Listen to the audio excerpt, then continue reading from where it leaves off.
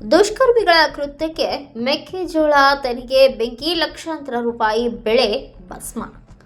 ಗದಗ ಜಿಲ್ಲೆ ಮುಂಡ್ರಗಿ ತಾಲೂಕಿನ ಅತ್ತಿಕಟ್ಟಿ ತಾಂಡೆಯಲ್ಲಿ ದುಷ್ಕರ್ಮಿಗಳ ಕೃತ್ಯಕ್ಕೆ ಮೆಕ್ಕೆಜೋಳ ತೆನೆಗೆ ಬೆಂಕಿ ಹಚ್ಚಿದ ಆರೋಪ ಕೇಳಿಬಂದಿದೆ. ಈ ದುರ್ಘಟನೆಯಲ್ಲಿ ಲಕ್ಷಾಂತರ ರೂಪಾಯಿ ಮೌಲ್ಯದ ಮೆಕ್ಕೆಜೋಳ ಸಂಪೂರ್ಣವಾಗಿ ಸುಟ್ಟು ಭಸ್ಮವಾಗಿದೆ. ಗ್ರಾಮದ ಗಣೇಶ ಧನಸಿಂಗ್ ಚೌಹಾಣ್ ಎಂಬ ರೈತನಿಗೆ ಸೇರಿದ ಸುಮಾರು 50 ಎಕರೆ ಜಮೀನಿನಲ್ಲಿ ಬೆಳೆದ 100 ಟ್ರ್ಯಾಕ್ಟರ್ಗೂ ಹೆಚ್ಚು ಮೆಕ್ಕೆಜೋಳ ತೆನೆ ಬೆಂಕಿಗೆ ಆಹುತಿಯಾಗಿದೆ. ಬೆಳೆ ಸುಟ್ಟು ಹೋಗಿರುವ ದೃಶ್ಯ ಕಂಡು ರೈತ ಕಂಗಾಲಾಗಿದ್ದು ಜೀವಾಧಾರವೇ ನಾಶವಾದಂತಾಗಿದೆ.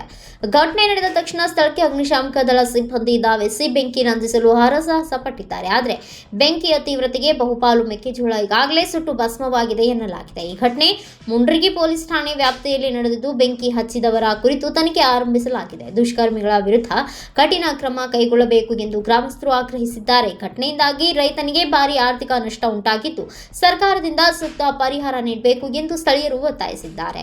Bureau report Arjun Hosmani, Kannada Janashree news, Mundrigi.